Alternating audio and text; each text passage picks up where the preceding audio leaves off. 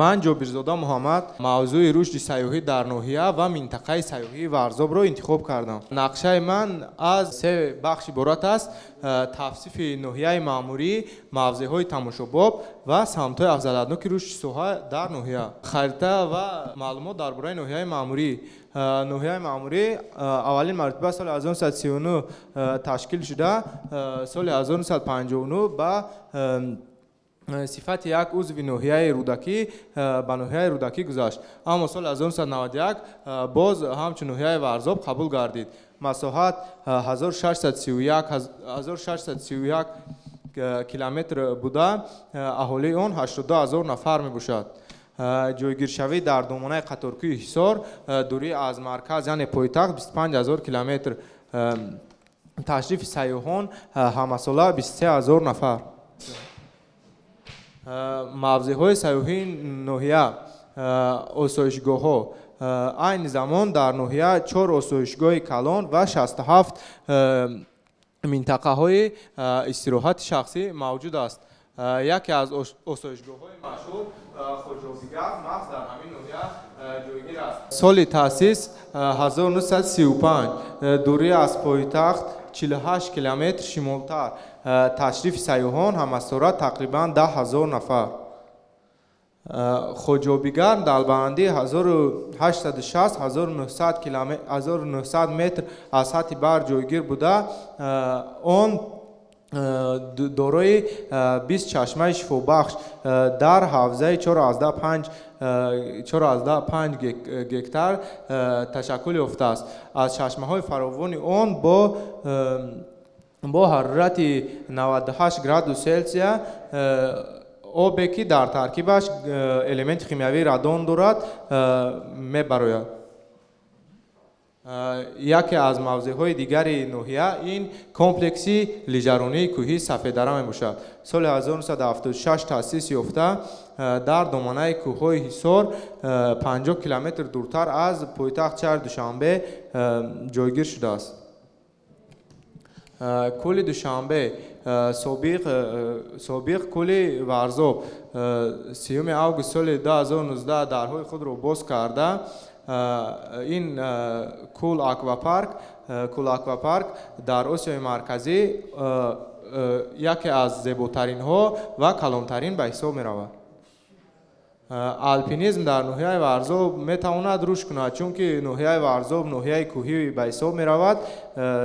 қариб тамоми сатҳи онро қаторкӯҳи Ҳисор ишғол кардааст. зебоиҳои ноҳияи Варзоб асосан аз зебоиҳои кӯҳӣ ва табиати он иборат аст. Варзоб ҳамчун минтақаи сайёҳӣ бо қарори ҳукумати ҷумҳурии Тоҷикистон аз 18 август соли 1999 эълон гардид. соли 2000 барномаи рушди сайёҳии Варзоб қабул гардидааст.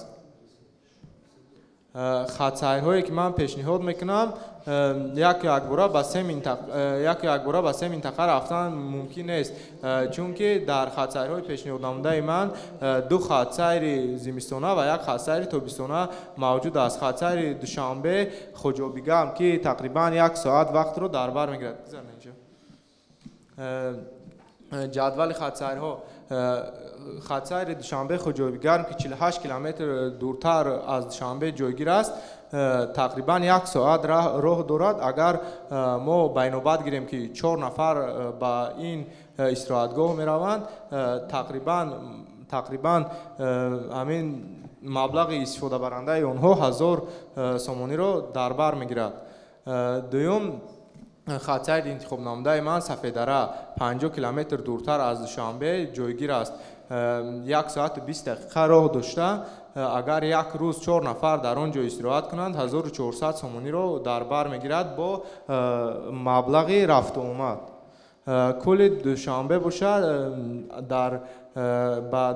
ба шаҳри Душанбе хеле наздик аст. 15 дақиқа роҳро дар бар мегирад. агар 4 нафар истироҳат кунанд, 6680 сомониро дар бар гирифта метавонанд. саломат бошед. кадом омили табиӣ дар дараи Варзоб мавҷуд аст ки ба рушди алахусус ҷалби сайёҳони хориҷӣ халал ворид месозад? халал ворид месозанд? кадом омили табиӣ? мисол ё омилҳои табиӣ гӯем. ноҳияи Варзоб ноҳияи кӯҳсор ба ҳисоб меравад. роҳро дар он ҷо сохтан душвортар аст. омили табиӣ инфрасохтор не омили табиӣ кадом? омили табиӣ дар он ҷо чанг бисёр аст.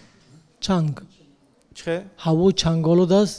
бисёр сайёҳони хориҷӣ аз чанг аллергия доранд. сабаби дар наздикӣ он ҷойгир будани заводи сементи тоҷик. не ин ки чанг не ин техногения аст. умуман чанг дар тобистон дар он ҷо аз меъёр зиёд аст, аз ҳамин сабаб каме аст. дуюмаш хеле зилзила ам аст. дар он ҷо минтақаи зилзилноке аст. бисёршон аз ҳамин иттилои нодуруст мегиранд, ҳамин фикр мекунанд ки дар он ҷо гӯё ҳар рӯз заминларза аст. бо дигар мавзеъҳо ҳастанд. чаро шумо он ҷо ҳамроҳ накардед? масалан гирем мавзеъҳои дар майхӯра мавзеъҳои таърихӣ ҳастанд.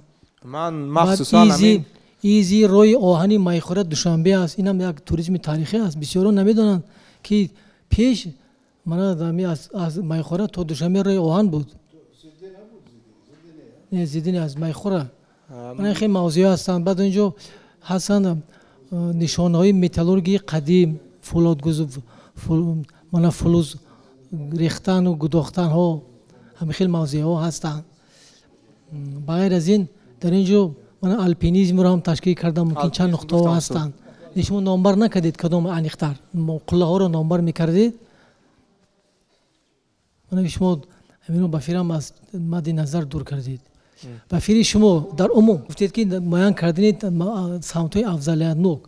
кадом самти афзалиятноки туризм ба фири шумо барои ноҳияи Варзоб самтҳои афзалиятнок бисёранд. масалан ноҳия кӯҳӣ аст. барои рушди сайёҳати кӯҳӣ яъне алпинизм чӣ ки шумо гуфтед мусоидат карда метавонад. инчунин табиати хеле афзункор дорад. тақрибан 50% ҷангалзорҳоро арчазорҳо ташкил медиҳанд ва бисёре аз мавзеъҳо дар кӯҳсор аст, дастнорас ба ҳисоб меравад. саломат бошед муҳаммадҷон.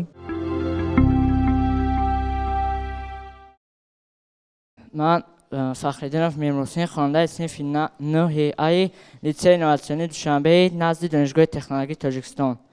ман дар озмуни шаҳрии тоҷи сари ҷумлаи ҳунарҳост илм дар номинатсияи сайёҳии кишваршиносӣ иштирок мекунам ва ман харитаи интихоб кардаи ман харитаи сайёҳӣ мебошад, чунки ҷумҳурии Тоҷикистон кишвари қуллаҳои осмонбӯс, кӯлҳои пуршӯр, дарёҳои пуршӯр, кӯлҳои зебо, наботот ва ҳайвоноти нодир мебошанд ва дар ҷумҳури мо 125 объекти сайёҳӣ ва санаторияви курортӣ аз ҷумла 51 меҳмонхона ва 9 санаторияҳо ташкил карда шудаанд.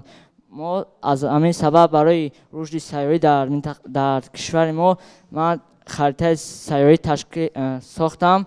барои сохтани ин харитаи сайёҳӣ ба мо ноқилҳо, чароғакҳои хурд, аккумулятори 12 волта, кунҷакҳо ва фанер лозим мешавад. мақсад аз сохтани ин харитаи сайёҳӣ дар он аст ки барои осон дарёфт намудани минтақаҳои сайёҳӣ барои сайёҳон, инчунин дар мактабҳо ва донишгоҳҳо дар дарсҳои география, физика ва таърих баҳри омӯзондани донишҷӯён ва хонандагон хизмат расонад. бартарин ин таҷҳизот аз харитаи оддӣ дар он аст ки мо метавонем бе сарфаи вақт тамоми минтақаҳои ёдгорӣ, минтақаҳои сайёҳии ҷумҳурии Тоҷикистонро дарёфт намоем ва хароҷоти ин таҷҳизот, истеҳсоли ин таҷҳизот хароҷоти зиёдеро талаб намекунад ва ҳар як мо метавонем инро дар хонаҳои худ сохта барои боз ҳам такмилу васеъ намудани дониши худ оид ба мамлакати хеш истифода барем.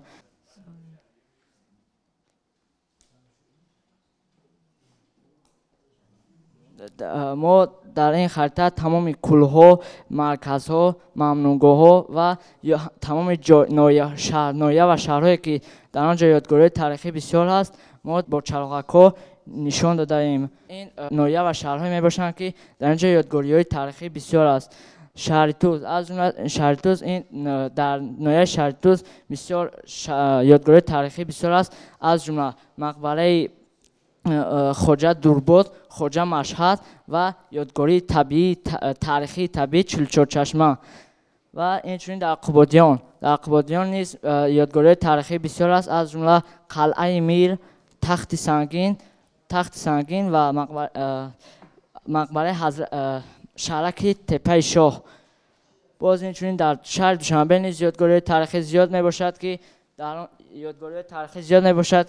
از جمله بینای تئاتر دولتی اپرا و بالت با نام صدرالدین عینی که سال 1946 سال تشکیل یافته است. باز اینچنین بینای مجلس عالی جمهوری تاجیکستان سال 1946 سال و مجمع معماری اسماعیل سامانی سال 1999 و همچنین شهرک دوشنبه قدیم در اینجا موجود است. باز اینچنین در شهر دنقره نیز بسیار یادگاری تاریخی زیاد است، از جمله مقبره مولانا تاج‌الدین، مقبره مولانا عابدین، مقبره شیخ شقیق بلخی، مسکن توغوزک و دیگر یادگاری‌ها زیاد میباشند. باز اینچنین در کلاب نیز یادگاری تاریخی زیاد میباشد به مانند مجمع معماری حضرت میر سید علی احمد دانی و مقبره شیخ اسحاق ختلانی. باز اینچنین در ناحیه استرافشان نیز یادگاری تاریخی خیلی بسیار است، از جمله مقبره حضرت شاه، مقبره مجمع معماری حضرت شاه. باز اینچنین و دیگر یادگاری تاریخی زیاد میباشد. از همین سبب ما کشور ما بسیار یادگاری تاریخی بسیار دارد و موضوعهای زیاد دارد. از همین سبب ما تصمیم گرفتیم چنین خریطه را ترتیب دهیم، چون که برای سیاحان هم داخل کشور هم خارجی همچون خریطه راهنما خدمت نماید. تشکر. میتوانید شما همین را برنامه کرد در کامپیوتر گذارید و با اینترنت که کی خواهد همین با یک معلومات هایی که شما دادید در کامپیوتر همش باشد و با یک برنامه که در آینده همین استفاده کرده شود. همین میتوانید همین کار را کردن؟ بله. کی میکنید؟ مدت یه هفته ده. نه؟ خواهی برنامه وی ساختن در کار است که؟ میسازید نه؟ بله بله. آورامد. شما هنگامی ساختهی خریطه سیاحی چونیان ناردن خریطه شما چرا شرایطهای طبیعی رو اساس نیو خریطه معماری رو اساس گذاشتید؟ در خریطه معماری تمام ناحیه ها وجود دارد و تمام ناحیه ها مرکز ها تمام